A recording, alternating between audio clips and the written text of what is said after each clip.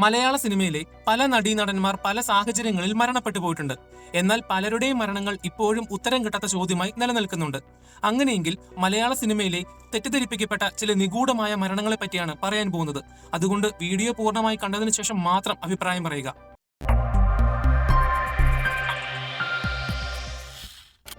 രാജേഷ് പിള്ള. മലയാളത്തിൽ new generation സിനിമകൾക്ക് തുടക്കം കുറിച്ച വ്യക്തിയാണ് രാജേഷ് പിള്ള. സംവിധാനം ചെയ്ത ആദ്യ ചിത്രം പരാജയപ്പെട്ടെങ്കിലും പിന്നീടുള്ള സിനിമകളുടെ ശൈലിയെല്ലാം തീർത്തും വ്യത്യസ്തമായിരുന്നു. തന്റെ അവസാന സിനിമ റിലീസായ ദിവസം തന്നെയാണ് രാജേഷ് പിള്ള മരണപ്പെട്ടു പോയത്. മോട്ടോർ സൈക്കിൾ ഡയറീസ് എന്ന തന്റെ ഡ്രീം പ്രൊജക്ട് പൂർത്തീകരിക്കാനാകാതെ പോയ രാജേഷ് പിള്ളയുടെ മരണത്തിന്റെ കാരണം അന്ന് മുതൽ ഇന്ന് വരെ വളച്ചൊടിക്കപ്പെട്ടിരിക്കുകയാണ്. അതും കേവലം ഒരു സോഫ്റ്റ് ഡ്രിങ്ക് ആയ പെപ്സിയുടെ പേരിൽ. അതെ, ഇവിടെ പെപ്സിയാണ് വില്ലൻ. അദ്ദേഹം മരണപ്പെട്ടത് ലിവർ ഡിസീസ് മൂലമാണ്. എന്നാൽ അതിന്റെ കാരണമായി വാർത്തകളിൽ നിറഞ്ഞു നിന്നിരുന്നത് പെപ്സിയാണ്. അതായത് അദ്ദേഹം ഷൂട്ടിംഗ് സമയത്ത് ഒരു ദിവസം 30 ക്യാനോളം പെപ്സി കുടിക്കുമായിരുന്നു എന്നാണ് വാർത്ത വന്നത്. അങ്ങനെ പെപ്സിയുടെ അമിതമായ ഉപയോഗം മൂലം കരൾ രോഗബാധിതനായി അദ്ദേഹം മരണപ്പെട്ടുവെന്നായി വാർത്ത. ഇദ്ദേഹത്തിന്റെ മരണവുമായി ബന്ധപ്പെട്ട് ഏത് ന്യൂസും ആർട്ടിക്കിളും നോക്കിയാലും എന്തിന് സാക്ഷാൽ ഗൂഗിൾ അമ്മച്ചി വരെ പറയുന്നത് പെപ്സിയാണ് മരണകാരണമെന്നാണ്. എന്നാൽ വാസ്തവത്തിൽ ഇത് വളച്ചൊടിക്കപ്പെട്ട ഒരു വാർത്തയാണ്. കാര്യം, പെപ്സി പോലുള്ള സോഫ്റ്റ് ഡ്രിങ്കുകളുടെ അമിതമായ ഉപയോഗം നമ്മുടെ ശരീരത്തിന് ദോഷമാണെങ്കിൽ പോലും ഒരു മനുഷ്യനും 30 ക്യാൻ പെപ്സി ദിവസങ്ങളോളം കുടിക്കാൻ കഴിയില്ല. തന്നെയുമല്ല, രാജേഷ് പിള്ള പെപ്സി അധികം കുടിച്ചിരുന്ന വ്യക്തിയല്ലെന്നും മരണകാരണം ശരീരവും ആരോഗ്യം നോക്കാതെയുള്ള ജീവിതമാണെന്നും നടനും ഡോക്ടറുമായ റോണി വർഗീസ് പിന്നീട് പറഞ്ഞിട്ടുണ്ട്. അദ്ദേഹത്തിന്റെ അമ്മ വഴി തന്നെ അമ്മ മരിച്ചത് സിറോസിസ് കാരണമാണ് മരിച്ചത്. അമ്മ വഴി എഡിറ്ററിയായിട്ട് പുള്ളിക്ക് അസുഖങ്ങൾ കിട്ടിയിട്ടുണ്ട്. എന്നാൽ നമ്മുടെ നാട്ടിലെ മാധ്യമങ്ങൾക്ക് സാധാരണ മരണത്തെക്കാൾ കുറച്ചുകൂടി ഹൈലൈറ്റ് കിട്ടുന്നത് വെറൈറ്റി ആയിട്ടുള്ള മരണമാണല്ലോ. അതുകൊണ്ട് നൈസായി പെപ്സി അതിൽ ഉൾപ്പെടുത്തി. ഞാൻ ഓർക്കുന്നുണ്ട്, ഈ വാർത്ത വന്ന സമയത്ത് പല ആളുകളും പേടിച്ചിട്ട് പെപ്സി ഒന്നും വാങ്ങി കഴിച്ചിട്ടുണ്ടായിരുന്നില്ല. സത്യം അതൊന്നുമല്ലെങ്കിലും ഇപ്പോഴും രാജേഷ് പിള്ളയുടെ മരണവാർത്തയുടെ കൂടെ പെപ്സി ഉണ്ട്. എന്ത് കഷ്ടമല്ലേ. റാണി പത്മിനി. ഒരുപാട് ട്വിസ്റ്റുകളുള്ള ഒരു ഇൻവെസ്റ്റിഗേഷൻ സിനിമ പോലെയാണ് റാണി പത്മിനി എന്ന നടിയുടെ മരണം. വെറും 24-ാമത്തെ വയസ്സിൽ നരഹത്യക്കിരയായ നടിയാണ് റാണി പത്മിനി. ഇന്ത്യൻ സിനിമയുടെ ചരിത്രത്തിൽ ഇത്ര ദുരൂഹമായി മരണപ്പെട്ട മറ്റൊരു നടിയുണ്ടോ എന്ന് സംശയമാണ്. സംഭവം ചുരുക്കി പറയാം. റാണി പത്മിനിയുടെ അമ്മയാണ് ഇന്ദിരാകുമാരി. ഈ ഇന്ദിരാകുമാരിക്ക് സിനിമയിൽ അഭിനയിച്ച് വലിയൊരു നടിയാവണമെന്നായിരുന്നു ആഗ്രഹം. എന്നാൽ പക്ഷേ അത് നടന്നില്ല. സിനിമയിലെ ഒരു വ്യക്തിയിലൂടെ ഉണ്ടായ തന്റെ മകളായ റാണി പത്മിനിയെ എല്ലാവരും അറിയപ്പെടുന്ന വലിയൊരു നടിയാക്കി തന്റെ ആഗ്രഹം മകളിലൂടെ നിറവേറ്റണമെന്ന വാശി ഇന്ദിരാകുമാരിക്കുണ്ടായിരുന്നു. അതിനുവേണ്ടി ഇന്ദിരാകുമാരി മകൾ റാണി പത്മിനിയെയും കൂട്ടി തമിഴിലും തെലുങ്കിലും എന്തിന് ബോളിവുഡിൽ വരെ അവസരം ചോദിച്ചു പോയി. എന്നാൽ അവസരമൊന്നും കിട്ടാതെ ഒടുവിൽ മലയാള സിനിമയിൽ ചെറിയ അവസരം റാണി പത്മിനിക്ക് കിട്ടിത്തുടങ്ങി. തന്റെ ആദ്യ സിനിമയിൽ അഭിനയിക്കുമ്പോൾ റാണി പത്മിനിക്ക് 18-19 വയസ്സ് മാത്രമേ പ്രായമുണ്ടായിരുന്നുള്ളൂ. പ്രിയദർശന്റെ ആദ്യ തിരക്കഥയായ കുയിലിനെ തേടിയുന്ന സിനിമയിൽ റാണി പത്മിനി അഭിനയിച്ചിരുന്നു. ആ സമയത്ത് PG വിശ്വംഭരന്റെ ഒരു സിനിമയിൽ ബാലൻ കെ നായർ റാണി പത്മിനിയെ റേപ്പ് ചെയ്യുന്ന ഒരു സീൻ ഉണ്ടായിരുന്നു. അതിനുശേഷം റാണി പത്മിനിക്ക് വലിയ തോതിൽ പോപ്പുലാരിറ്റി കിട്ടി. പിന്നീട് തന്റെ മകൾ ഏതു വിധത്തിലും എക്സ്പോസ് ചെയ്യാൻ തയ്യാറാണെന്ന് ഇന്ദിരാദേവി സംവിധായകന്മാരെ അറിയിച്ചു. പിന്നീട് റാണി പത്മിനിക്ക് അവസരങ്ങളുടെ പെരുമഴയായിരുന്നു. റാണി പത്മിനിയുടെ ഒരു ഡേറ്റ് കിട്ടാൻ സംവിധായകന്മാരും നിർമ്മാതാക്കളും ക്യൂ നിന്നിരുന്നു. വളരെ ചെറിയ കുട്ടി ആയതുകൊണ്ട് തന്നെ അമ്മ ഇന്ദിരാദേവി ആയിരുന്നു എല്ലാ കാര്യങ്ങളും നിയന്ത്രിച്ചുകൊണ്ടിരുന്നത്.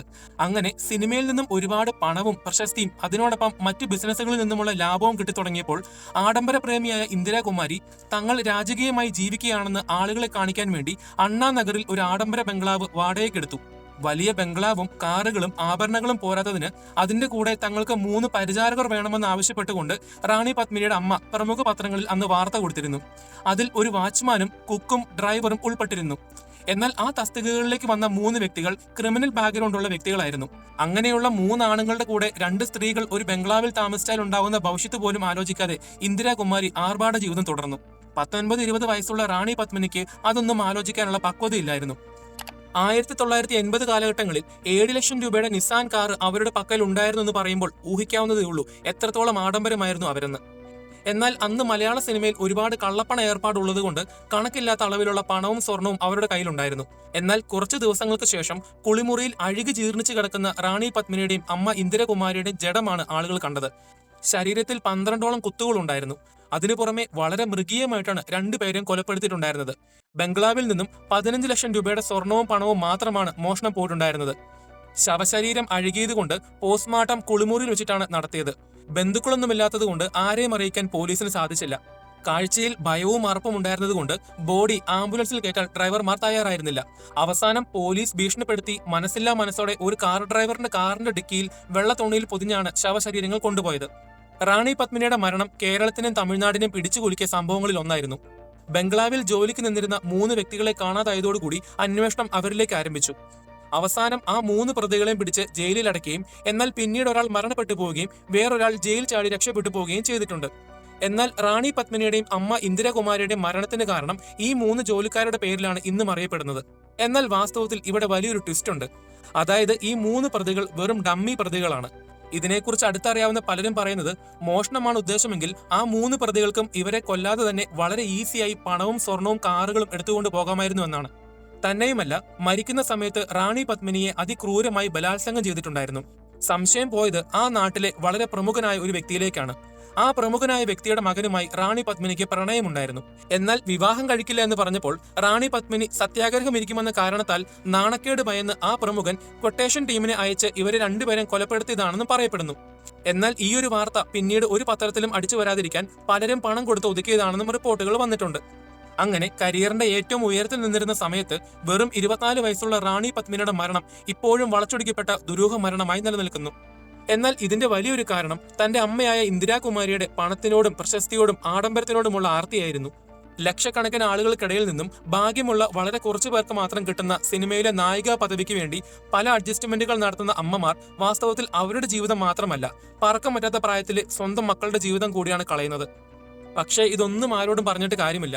വിദ്യാസമ്പന്നരായ കേരളത്തിലെ ആളുകൾ എത്ര കണ്ടാലും കൊണ്ടാലും പഠിക്കില്ല. ഉദാഹരണത്തിന്, സ്ത്രീധനത്തിന്റെ പേരിൽ ഒരുപാട് പീഡനങ്ങളും മരണങ്ങളും നടക്കുന്നത് കണ്ടിട്ടും വീണ്ടും തങ്ങളുടെ മക്കളെ കൊലയ്ക്ക് കൊടുക്കുന്ന മാതാപിതാക്കളുടെ നാടാണിത്. അല്ലെങ്കിലും ഇതൊക്കെ ആരോട് പറയാൻ, ആര് കേൾക്കാനല്ലേ? മയൂരി വെറും 22ാമത്തെ വയസ്സിൽ ജീവൻ ഒടുക്കിയ നടിയാണ് ശാലിനി എന്ന മയൂരി. ആകാശഗംഗ എന്ന ഒരൊറ്റ സിനിമ മാത്രം മതി മയൂരി എന്ന നടിയെ മലയാളികൾക്ക് ഓർത്തിരിക്കാൻ. 4 ഭാഷകളിലായി 19 സിനിമകളിൽ മയൂരി അഭിനയിച്ചിട്ടുണ്ട്.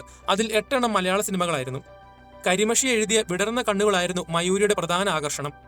ആകാശഗംഗയും സമ്മറിൻ ബദലഹവും എല്ലാം ചെയ്യുമ്പോൾ മയൂരിക്ക് വെറും 15 വയസ്സ് മാത്രമേ പ്രായമുണ്ടായിരുന്നുള്ളൂ. മലയാളത്തിൽ അഭിനയ പ്രാധാന്യമുള്ള സിനിമകളും തമിഴിൽ ഗ്ലാമറസ് റോളുകളും ഒരുപോലെ ബാലൻസ് ചെയ്ത് നല്ലൊരു നടിയാവാൻ ഒരുപാട് കഷ്ടപ്പെട്ട മയൂരി പക്ഷേ 22ാം വയസ്സിൽ ജീവൻ ഒടുക്കി. മയൂരി എന്തിന് ആത്മഹത്യ ചെയ്തു എന്നതിന് കൃത്യമായ ഉത്തരം കണ്ടെത്താൻ ഇതുവരെ കഴിഞ്ഞിട്ടില്ല. അവസാനമായി മയൂരി ഒരു കുറിപ്പിൽ എഴുതിയത് ഇങ്ങനെയാണ്: ജീവിച്ചിരിക്കാൻ പ്രത്യേക കാരണങ്ങളില്ലാത്തതിനാൽ ആത്മഹത്യ ചെയ്യുന്നു. എന്നാൽ നമ്മുടെ നാട്ടിലെ മാധ്യമങ്ങൾ ഉൾപ്പെടെയുള്ള ആളുകളെല്ലാം ഈ വാക്കുകൾ വളച്ചൊടിച്ച് പല കഥകൾ മെനഞ്ഞുണ്ടാക്കിയിട്ടുണ്ട്. പ്രത്യേകിച്ചും മയൂരി മരിക്കുന്നതിന് 1-2 വർഷങ്ങൾക്ക് മുൻപ് സിനിമകളുടെ അവസരങ്ങൾ കുറഞ്ഞിരുന്നു. അതുപോലെ തന്നെ മയൂരിയുടെ പേരിൽ ഒരു വ്യാജ അശ്ലീല ചിത്രം പ്രചരിച്ചിരുന്നു. ഇത്തരം ചില കാരണങ്ങൾ കൊണ്ടായിരിക്കാം മയൂരി ഡിപ്രഷനായി ജീവൻ ഒടുക്കിയത് എന്ന് പലരും കഥകൾ ഉണ്ടാക്കി വരുത്തി തീർത്തു. ഇപ്പോഴും മയൂരിയുടെ മരണത്തെക്കുറിച്ച് അന്വേഷിക്കുമ്പോഴെല്ലാം ഇത്തരം വാർത്തകൾ പലയിടങ്ങളിൽ പ്രചരിക്കുന്നുണ്ട്. എന്നാൽ വാസ്തവത്തിൽ സത്യം അതൊന്നുമല്ലായിരുന്നു. വളരെ ചെറിയ പ്രായത്തിൽ തന്നെ കരിയറിന്റെ ഏറ്റവും ഉയർച്ചയിലെത്തിയ മയൂരിക്ക് ക്യാൻസർ ആയിരുന്നു. അതിനുശേഷം മയൂരി മാനസികമായി ഒട്ടും ഓക്കെ അല്ലായിരുന്നു. ഇനി മയൂരിയുടെ എന്ന് പറഞ്ഞ് പ്രചരിച്ച ആ ഒരു അശ്ലീല ചിത്രം വാസ്തവത്തിൽ ജമ്മു കാശ്മീർ മോഡലായ അനാര ഗുപ്തയുടേതായിരുന്നു. എന്തിനു പറയാൻ, ശങ്കറിന്റെ അന്യൻ എന്ന സിനിമയിൽ നല്ലൊരു വേഷം മയൂരിക്ക് ഓഫർ വന്നിരുന്നു. എന്നാൽ തന്റെ ജീവിതം ഇനി അധിക നാളില്ല എന്ന് മനസ്സിലാക്കിയത് കൊണ്ടായിരിക്കാം ഒരുപക്ഷെ മയൂരി എല്ലാത്തിൽ നിന്നും പതിയെ വിട്ടുനിന്ന് ഒടുക്കം മാനസിക സമ്മർദ്ദം മൂലം ജീവൻ ഒടുക്കിയത്. പക്ഷേ അന്ന് തൊട്ട് ഇന്ന് വരെ മയൂരിക്ക് ക്യാൻസർ ആയിരുന്നുവെന്ന് ഒരിടത്തും വാർത്തകൾ ഉണ്ടായിരുന്നില്ല. എല്ലായിടത്തും കെട്ടിച്ചമച്ച പല വാർത്തകളായിരുന്നു ഉണ്ടായിരുന്നത്. അല്ലെങ്കിലും ഈ സമൂഹം ഇങ്ങനെയാണല്ലോ, നല്ല സമയത്ത് ഒരാളെ എടുത്തുയർത്തും, മോശം സമയത്ത് വലിച്ചു കയറി ഒട്ടിക്കും. എന്തായാലും കഷ്ടം തന്നെ. വിജയശ്രീ. ഇനി പറയാൻ പോകുന്നത് ഒരു നടിയുടെ ശാപത്തെക്കുറിച്ചാണ്. ശാപം എന്ന് പറഞ്ഞാൽ വെറും ശാപമല്ല, കുടുംബത്തിന്റെ അടിത്തറയിളക്കിയ ശാപം. പറയാൻ പോകുന്നത് വിജയശ്രീയെ കുറിച്ചാണ്. വിജയശ്രീക്ക് ഒരുപാട് പ്രത്യേകതകളുണ്ട്. അതായത് മലയാള സിനിമയിലെ പൗരുഷത്തിന്റെ പ്രതീകം ജയനാണെങ്കിൽ സ്ത്രീ സൗന്ദര്യത്തിന്റെ പ്രതീകമായിരുന്നു വിജയശ്രീ. മലയാളത്തിന്റെ മെർലിൻ മൺറോ എന്നായിരുന്നു വിജയശ്രീ അറിയപ്പെട്ടിരുന്നത്. സാക്ഷാൽ ഭരതൻ പറഞ്ഞത് തന്റെ ജീവിതത്തിൽ കണ്ട ഏറ്റവും സൗന്ദര്യമുള്ള നടിയാണ് വിജയശ്രീ എന്ന്. തന്റെ ഏറ്റവും പ്രിയപ്പെട്ട ജോഡിയെന്ന് പ്രേം നസീർ വിശേഷിപ്പിച്ചതും ഇതേ വിജയശ്രീയെ കുറിച്ചാണ്. സാക്ഷാൽ പ്രേം നസീറിന്റെ കൂടെ ഏറ്റവും കൂടുതൽ സിനിമകളിൽ ജോഡിയായി അഭിനയിച്ച് ഹിറ്റ് അടിച്ച നടി എന്ന പ്രത്യേകത വിജയശ്രീക്കുണ്ട്. അതുമാത്രമല്ല, ഇന്ന് വരെ ആർക്കും തകർക്കാൻ കഴിയാത്ത ഒരു വലിയ റെക്കോർഡ് വിജയശ്രീക്കുണ്ട്. അതായത് ഏറ്റവും കുറഞ്ഞ കാലയളവിൽ ഏറ്റവും കൂടുതൽ സിനിമകളിൽ അഭിനയിച്ച് ഹിറ്റ് കൊടുത്ത മലയാള നടി എന്ന റെക്കോർഡാണ് വിജയശ്രീക്കുള്ളത്. കേവലം 5 വർഷം കൊണ്ട് 65ഓളം സിനിമകളിലാണ് വിജയശ്രീ അഭിനയിച്ചത്. അതിൽ ബഹുഭൂരിപക്ഷവും ഹിറ്റുകളായിരുന്നു. എന്നാൽ തന്റെ 21ാമത്തെ വയസ്സിൽ ഈ വിജയശ്രീ മരണത്തിന് കീഴടങ്ങി. മലയാളത്തിലെ ഏറ്റവും വലിയ ബാനറുകളായ ഉദയ, മേരിലാൻഡ് എന്നിവരുടെ ചിത്രങ്ങളിലായിരുന്നു വിജയശ്രീ ഏറ്റവും കൂടുതൽ അഭിനയിച്ചത്. നല്ലൊരു കുടുംബജീവിതം ആഗ്രഹിച്ച വിജയശ്രീയുടെ ജീവിതത്തിൽ പ്രശ്നമുണ്ടാവുന്നത് 1973 പൊന്നാപുരം കോട്ട എന്ന സിനിമ മുതലാണ്. ഈ സിനിമയുടെ നിർമ്മാണവും സംവിധാനവും കുഞ്ചാക്കോ ആയിരുന്നു. അതായത് നമ്മുടെ കുഞ്ചാക്കോ ബോബന്റെ മുത്തച്ഛൻ. ഈ വിജയശ്രീ നല്ല ശാരീരിക സൗന്ദര്യമുള്ള നടിയാണല്ലോ. അതുകൊണ്ട് വിജയശ്രീയുടെ ശരീരം മാക്സിമം എക്സ്പ്ലോർ ചെയ്ത് നല്ല മാർക്കറ്റ് ഉണ്ടാക്കി സിനിമയിലൂടെ കാശ് വാരാൻ കുഞ്ചാക്കോ തീരുമാനിച്ചു. ഈ സിനിമ എടുക്കുന്നതിന് മുൻപ് ബോളിവുഡിലെ ഒരു സിനിമയിൽ ഒരു ബലാത്സംഗ സീൻ ഉണ്ടെന്ന് മനസ്സിലാക്കി അതുപോലെ തന്നെ മലയാളത്തിൽ ഒരു രംഗം ഷൂട്ട് ചെയ്യാൻ കുഞ്ചാക്കോ തീരുമാനിച്ചിരുന്നു. അതിനുവേണ്ടി വിജയശ്രീയെ ആ ഒരു സീനിൽ അഭിനയിപ്പിച്ച് സിനിമ ഷൂട്ട് ചെയ്ത് സിനിമയുടെ പോസ്റ്ററിൽ വരെ വിജയശ്രീയുടെ ചൂടൻ ചിത്രങ്ങൾ പതിപ്പിച്ച് പടം ഹിറ്റാക്കി കുഞ്ചാക്കോ കാശുവാരി. അതിനുശേഷം വിജയശ്രീയുടെ ശാരീരിക സൗന്ദര്യം കൂടുതൽ എക്സ്പ്ലോർ ചെയ്യാൻ വേണ്ടിയാണ് പൊന്നാപുരം കോട്ട എന്ന സിനിമയിൽ അദ്ദേഹം ലക്ഷ്യം വെച്ചത്. ഈ സിനിമയുടെ ഷൂട്ടിങ്ങിനിടയിൽ അരുവിയിൽ കുളിച്ചുകൊണ്ടിരിക്കുന്ന വിജയശ്രീയുടെ വെളുത്ത സുതാര്യ വസ്ത്രം പലതവണ അഴിഞ്ഞു പോകാൻ തുടങ്ങുന്നുണ്ട്. ആ സിനിമയിലെ ഗാനം നിങ്ങൾ ഇപ്പോൾ കണ്ടാലും അഴിഞ്ഞു പോകാൻ തുടങ്ങുന്ന തുണി വീണ്ടും മുറുകെ കെട്ടാൻ ശ്രമിക്കുന്ന വിജയശ്രീയെ കാണാൻ കഴിയും. എന്നാൽ ഒട്ടും പ്രതീക്ഷിക്കാതെ വിജയശ്രീയുടെ വസ്ത്രം ഒഴുക്കിൽപ്പെട്ട് പോവുകയും ചെയ്തപ്പോൾ മറ്റൊരു തുണി കൊടുത്ത് നാണം മറയ്ക്കാൻ സഹായിക്കാതെ കുഞ്ചാക്കോ ക്യാമറാമാനോട് ആ രംഗങ്ങൾ സൂം ചെയ്ത് ഷൂട്ട് ചെയ്യാൻ ആവശ്യപ്പെട്ടു. ഒന്നും ചെയ്യാൻ കഴിയാതെ നിസ്സഹായായ വിജയശ്രീ പൂർണ്ണ നഗ്നിയായി കരഞ്ഞുകൊണ്ട് ഓടിപ്പോയതുമെല്ലാം അവർ ഷൂട്ട് ചെയ്തിരുന്നു. എന്നാൽ ആ സീൻ സിനിമയിൽ ഉൾപ്പെടുത്തരുത് എന്ന് വിജയശ്രീ കാല് പിടിച്ചിട്ടും കുഞ്ചാക്കോ സമ്മതിച്ചില്ല. അത് വെച്ച് മാർക്കറ്റ് ചെയ്ത് കുഞ്ചാക്കോ സിനിമ റിലീസാക്കി കാശുവാരി. എന്നാൽ പിന്നീട് ഒരുപാട് നിർബന്ധത്തിന് ശേഷം ആ സീനുകൾ കുഞ്ചാക്കോ കട്ട് ചെയ്ത് മാറ്റി. പക്ഷേ അപ്പോഴേക്കും കാണേണ്ടവരെല്ലാം ആ രംഗങ്ങൾ കണ്ടു കഴിഞ്ഞിരുന്നു. എന്നാൽ കുഞ്ചാക്കോയുടെ ചതി മനസ്സിലാക്കിയ വിജയശ്രീ ചില ലേഖനങ്ങളിൽ കുഞ്ചാക്കോയുടെ കള്ളത്തരങ്ങൾ തുറന്നു കാട്ടി ഇന്റർവ്യൂ കൊടുത്തിരുന്നു. അതിനുശേഷം കുഞ്ചാക്കോ വൈരാഗ്യത്തോടെ വിജയശ്രീയെ പലതവണ ബ്ലാക്ക്മെയിൽ ചെയ്തിരുന്നു. എന്നാൽ പിന്നീട് സുഹൃത്തുക്കളുടെയും വീട്ടുകാരുടെയും സപ്പോർട്ട് കിട്ടിയതിനു ശേഷം വിജയശ്രീ മാനസികമായി ഓക്കെ ആയ സമയത്തായിരുന്നു വിജയശ്രീ തന്റെ 21ാമത്തെ വയസ്സിൽ ജീവിതം അവസാനിപ്പിച്ചത്. അത് സ്വാഭാവിക മരണമാണോ അല്ലയോ എന്ന് ഇതുവരെ സ്ഥിരീകരിക്കാൻ കഴിഞ്ഞിട്ടില്ല. എന്നാൽ 2011 ജയരാജ് സംവിധാനം ചെയ്ത നായിക എന്ന സിനിമ വിജയശ്രീയുടെ കഥയാണ് പറയുന്നത്. ഈ സിനിമയുടെ തിരക്കഥ എഴുതിയിരിക്കുന്നത് ദീദി ദാമോദരനാണ്, അതായത് പ്രശസ്ത തിരക്കഥാകൃത്തായ ടി ദാമോദരന്റെ മകൾ. അച്ഛൻ പറഞ്ഞ ഒരുപാട് സത്യങ്ങൾ തന്നെയാണ് ദീദി നായിക എന്ന സിനിമയിലൂടെ എഴുതി കാണിച്ചത്. സിനിമയിൽ സിദ്ദിഖ് അവതരിപ്പിക്കുന്ന സ്റ്റീഫൻ മുതലാളി ഒരു നിർമ്മാതാവും സംവിധായകനും മലയാളത്തിലെ ഒരുപാട് നടീനടന്മാരെ പരിചയപ്പെടുത്തിയ വലിയ നിർമ്മാണ കമ്പനിയുടെ ഉടമയാണെന്ന് പറയുന്നുണ്ട്. സിദ്ദിഖിന്റെ സഹായി ലിപ്സ്റ്റിക്കിൽ വിഷം ചേർത്താണ് വിജയശ്രീയെ ഇല്ലാതാക്കുന്നതായി സിനിമയിൽ കാണിക്കുന്നത്. എന്നാൽ സിദ്ദിഖിന്റെ സ്റ്റീഫൻ മുതലാളിയുടെ സംസാരവും കോസ്റ്റ്യൂമും എല്ലാം സാക്ഷാൽ കുഞ്ചാക്കോയുടെ റെഫറൻസ് ആയിരുന്നു. വിജയശ്രീയുടെ കേസ് റിപ്പോർട്ടിൽ കുഞ്ചാക്കോയുടെ പേര് ഒരിടത്തും വരുന്നില്ല. അത് കാശ് കൊടുത്ത് ഒതുക്കിയതാണെന്നും പലരും പറയപ്പെടുന്നു. എന്നാൽ വിജയശ്രീയുടെ മരണത്തിന് ശേഷം കുഞ്ചാക്കോയുടെ ഉദയ സ്റ്റുഡിയോസിന്റെ പടങ്ങൾ 8 നിലയിൽ പൊട്ടാൻ തുടങ്ങി. കോടികളുടെ കടം അദ്ദേഹത്തിന് വന്നുവെന്ന് മാത്രമല്ല, പലിശയുടെ മുകളിൽ കൂട്ടുപലിശയായി കുടുംബത്തിന്റെ അടിസ്ഥാനം ഇളകാൻ തുടങ്ങി. അങ്ങനെ വളരെ പ്രശസ്തമായ ഉദയ സ്റ്റുഡിയോ പൂട്ടിപ്പോയി. എന്നാൽ ഉദയ സ്റ്റുഡിയോ വിൽക്കാൻ തീരുമാനിച്ചപ്പോൾ വാങ്ങാൻ ആരും വന്നില്ല. ഒടുക്കം വാങ്ങാൻ വന്ന ഒരു വ്യക്തി അറ്റാക്ക് മൂലം മരണപ്പെട്ടുപോയി. അങ്ങനെ ഉദയ സ്റ്റുഡിയോയും കുഞ്ചാക്കോയും കുഞ്ചാക്കോയുടെ കുടുംബവും അദ്ദേഹത്തിന്റെ അനന്തരാവകാശികൾ വരെ വർഷങ്ങളോളം ഈ ഒരു പ്രശ്നം അനുഭവിച്ചു പോന്നു. കുഞ്ചാക്കോ ബോബൻ പണ്ട് ജോൺ ലൂക്കാസിന് കൊടുത്തൊരു ഇന്റർവ്യൂവിൽ ഈ ഒരു കാര്യത്തെക്കുറിച്ച് വ്യക്തമായി പറയുന്നുണ്ട്. ഒരുപക്ഷെ വിജയശ്രീ ഇന്ന് ജീവിച്ചിരിക്കുന്നുണ്ടായിരുന്നെങ്കിൽ KPS എഴുതിയ പോലെ ഒരുപാട് നല്ല വേഷങ്ങൾ നമുക്ക് സമ്മാനിച്ചേനെ. വിജയശ്രീയുടെ നിഗൂഢമായ കേസ് ക്ലോസ് ചെയ്തെങ്കിലും വിജയശ്രീയെ കൊന്നതാണെന്നും അതിന്റെ പിറകിൽ കുഞ്ചാക്കോ ആണെന്നുള്ളത് എല്ലാവർക്കും അറിയാവുന്ന കാര്യമാണ്. കാര്യം എന്തൊക്കെയാണെങ്കിലും വിജയശ്രീ എന്ന നടിയുടെ ശാപമാണ് കുഞ്ചാക്കോയുടെയും ഉദയ സ്റ്റുഡിയോസിന്റെ പതനമെന്നും ഇപ്പോഴും ഒരുപാട് ആളുകൾ വിശ്വസിക്കുന്നുണ്ട്. പത്മരാജൻ. മലയാളത്തിന്റെ എക്കാലത്തെ മികച്ച എഴുത്തുകാരനും സംവിധായകനുമായ പത്മരാജന്റെ മരണം സ്വാഭാവികമാണെങ്കിലും വളരെ വ്യത്യസ്തമായ ഒരു കഥ അതിനിടയിൽ പ്രചരിക്കുന്നുണ്ട്. തന്റെ 45ാമത്തെ വയസ്സിൽ ഒരു വലിയ കാർഡിയാക് അറസ്റ്റിലൂടെയാണ് അദ്ദേഹം മരണപ്പെട്ടു പോകുന്നത്. പത്മരാജൻ അവസാനമായി സംവിധാനം ചെയ്ത സിനിമയാണ് ഞാൻ ഗന്ധർവൻ. ഹിന്ദു പുരാണത്തിലെ സ്വർഗത്തിലെ ഗായകന്മാരാണ് ഗന്ധർവന്മാർ. ഒരു കാലഘട്ടത്തിൽ പരമ്പരാഗത ഹിന്ദുക്കൾ സാധാരണയായി ഭയത്തിന്റെ മനോഭാവത്തോടു കൂടിയാണ് കാര്യങ്ങൾ കൈകാര്യം ചെയ്തിരുന്നത്. എന്നാൽ പത്മരാജൻ ഗന്ധർവൻ എന്ന ടോപ്പിക് എടുത്ത് ഒരു സിനിമ ചെയ്യാൻ പോവുകയാണെന്ന് പറഞ്ഞപ്പോൾ ഒരുപാട് ആളുകൾ പത്മരാജനെ അന്ന് എതിർത്തിരുന്നു. ഈ സിനിമ ചെയ്താൽ വലിയ പ്രശ്നങ്ങൾ വരെ ഉണ്ടാകുമെന്ന് ആ സമയത്ത് പല ആളുകളും പത്മരാജനോട് പറഞ്ഞിരുന്നു. അങ്ങനെ ഒരുപാട് ആളുകളുടെ നിർബന്ധം കൊണ്ട് പത്മരാജൻ തൽക്കാലത്തേക്ക് ഈ ഒരു പടം മാറ്റിവെച്ചിരുന്നു. എന്നാൽ പിന്നീട് അദ്ദേഹം ഈ ഒരു സിനിമ പുനരാരംഭിക്കാൻ തുടങ്ങുന്ന സമയം മുതൽ ഓരോരോ പ്രശ്നങ്ങൾ വരാൻ തുടങ്ങി.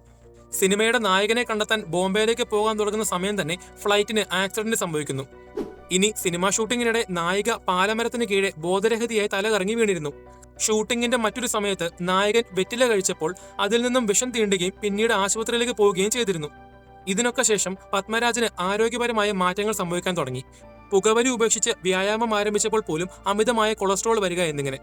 അങ്ങനെ ഒരുപാട് ആഗ്രഹിച്ച ഈ ഒരു സിനിമ റിലീസായപ്പോൾ തണുത്ത പ്രതികരണമാണ് അദ്ദേഹത്തിന് ലഭിച്ചത്. ഇത് പത്മരാജനെ ഒരുപാട് സങ്കടപ്പെടുത്തിയിരുന്നു. ഞാൻ ഗന്ധർവൻ എന്ന സിനിമയുടെ പ്രമോഷന്റെ ഭാഗമായി കോഴിക്കോട് പോയപ്പോഴാണ് ഹോട്ടൽ മുറിയിൽ വെച്ച് അദ്ദേഹത്തിന് കാർഡിയാക് അറസ്റ്റ് വന്ന് മരണപ്പെടുന്നത്. എന്നാൽ അന്നുള്ള ആളുകൾ ഈ കാര്യങ്ങളെല്ലാം കണ്ടിട്ട് ഇത് വാസ്തവത്തിൽ ഗന്ധർവ ശാപമാണെന്ന് വരെ പറഞ്ഞു വരുത്തി. ബഹുഭൂരിപക്ഷം ആളുകളും ഇതിൽ വിശ്വസിക്കുന്നില്ലെങ്കിൽ പോലും ഈ ഒരു കാരണം ഇപ്പോഴും വിശ്വസിക്കുന്ന ഒരുപാട് ആളുകളുണ്ട്. എന്നാൽ 2006 നവംബറിലെ DC ബുക്സിന്റെ പച്ചക്കുതിര എന്ന മാഗസിനിൽ പത്മരാജനെ പോസ്റ്റ്മോർട്ടം ചെയ്ത കോഴിക്കോട് മെഡിക്കൽ കോളേജിലെ ഫോറൻസിക് മെഡിക്കൽ മേധാവിയും പോലീസ് സർജനുമായ ഡോക്ടർ ഷേർലി വാസു പത്മരാജന്റെ മരണത്തിലെ ചില ഇൻട്രസ്റ്റിംഗ് ആയിട്ടുള്ള കാര്യങ്ങൾ എടുത്തു പറയുന്നുണ്ട്.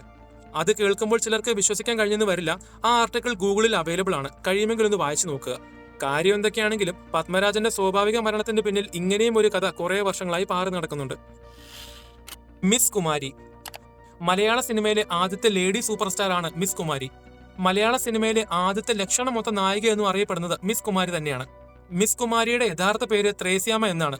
ഭരണങ്ങാനത്ത് ജനിച്ചു വളർന്ന മിസ് കുമാരി സാക്ഷാൽ വിശുദ്ധ അൽഫോൻസാമയുടെ ക്ലാസ്സിലെ സ്റ്റുഡന്റ് ആയിരുന്നു. മലയാള സിനിമാ ചരിത്രത്തിലെ ദുരൂഹ മരണങ്ങളുടെ തുടക്കം മിസ് കുമാരിയിൽ നിന്നുമായിരുന്നു. സാക്ഷാൽ പ്രേം നസീറിനും സത്യൻ മാഷിനും മുൻപേ സിനിമയിൽ വന്ന നടിയായിരുന്നു മിസ് കുമാരി. മിസ് കുമാരി അഭിനയിച്ച ഒട്ടുമിക്ക എല്ലാ സിനിമകളും സൂപ്പർ ഹിറ്റുകളായിരുന്നു. ഇന്ത്യൻ പ്രസിഡന്റിന്റെ സിൽവർ മെഡൽ നേടിയ നീലക്കുയിൽ എന്ന സിനിമയിലെ നീലി എന്ന കഥാപാത്രം പെട്ടെന്ന് ആർക്കും മറക്കാൻ കഴിയാത്തവയായിരുന്നു.